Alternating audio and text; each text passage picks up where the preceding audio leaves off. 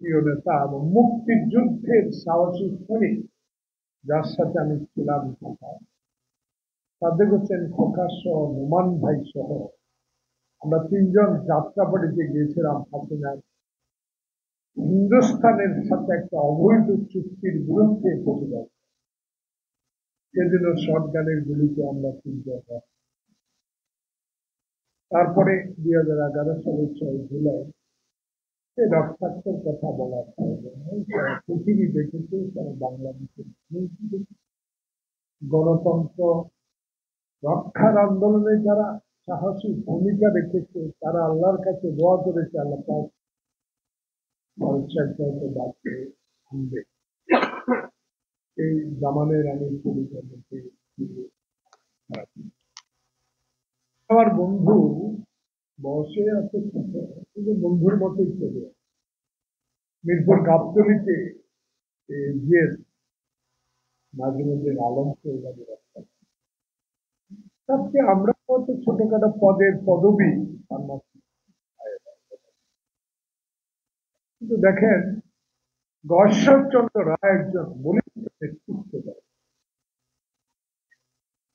শহীদ জিয়ার যুব দল থেকে শুরু করে বাংলাদেশের চলমান রাজনৈতিক বিপদ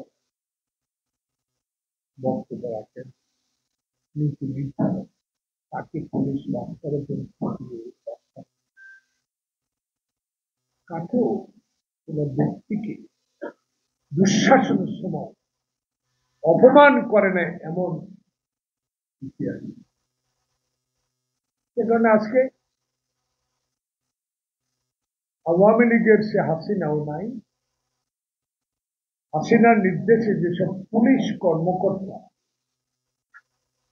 যেসব ডিএমপির দায়িত্বে ছিলেন, যারা ডিবির দায়িত্বে ছিলেন, যারা এসবির দায়িত্বে ছিলেন, যারা গোয়েন্দা শাখাগুলোর দায়িত্বে ছিলেন, তারা হাসিনার নির্দেশে অমানসিক কাজ করেছে।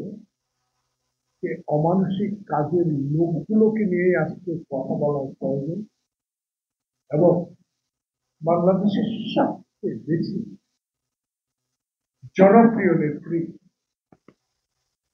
যিনি নিজের বিদেশে এক খণ্ড জায়গা নেই, একটা বাড়ি, সুইজারল্যান্ডে ব্যাংকের অ্যাকাউন্ট নাই, বিদেশে তার ব্যাংকের কোনো জমানোর টাকা নাই, যে মহিলাটি স্বামী হারানোর পরেও রাস্তায় নেমে বাংলাদেশের গণতন্ত্র আন্দোলন যে ভূমিকা রেখেছে, সে ভূমিকার জন্য যিনি আপসী নেতৃত্ব উপাধি পেয়েছেন, সে বেগম খালেদা জিয়াও হাসিনা গুন্ডা বাহিনীর আক্রমণ।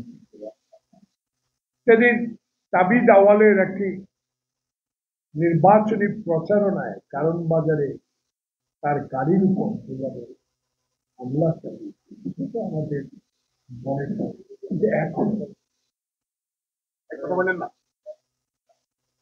এখন এই সময় আমার সামনে অনেক নতুন সাংবাদিক, অনেক কিছু এদের উদ্দীপ্ত, এদের লেখনির শক্তি, যেটা থেকে আপনারা অতীতে বঞ্চিত হয়েছে সাংবাদিক বন্ধু, এখন কিন্তু সেই সুযোগ নাই। যা লেখা, আমি যা বলি, আমার দল যা বলে, এই সরকারকে কর্ণগোচর করার জন্য যা বলে সবই লিখতে পারে। সেই স্বাধীনতা কিছু এনে দিয়েছে কারা? মুগ্ধ রক্তের বিনিময়ে, হাজার ছাত্রের আন্দোলনের রক্তের বিনিময়ে, বিএনপির 16 বছরের 5,000 নেতাকর্মী আত্মহত্যার মধ্য দিয়ে যে সফলতা বাংলাদেশে, সেই সফলতার জন্যই সবচেয়ে মিডিয়া কর্মীরাই আমাদেরকে সহযোগিতা করেছে। টিয়ার গ্যাসের তেলের চোখের দিয়ে পানি পড়েছে ঝরঝর করে, মাথায় হেলমেট পরে জীবন বাঁচাবার চেষ্টা করার পরও যে সংবাদ সংগ্রহ করেছিল হাসিনারা, সেই সংবাদটুকু যখন রিপোর্টার মহোদয়েরা, স্নেহের রিপোর্টাররা যখন অফিসে জমা দিতেন, এটা কাটছাট করে সে কষ্ট আপনাদের কথাও আমার মনে হয়। আজকে সেটা নাই।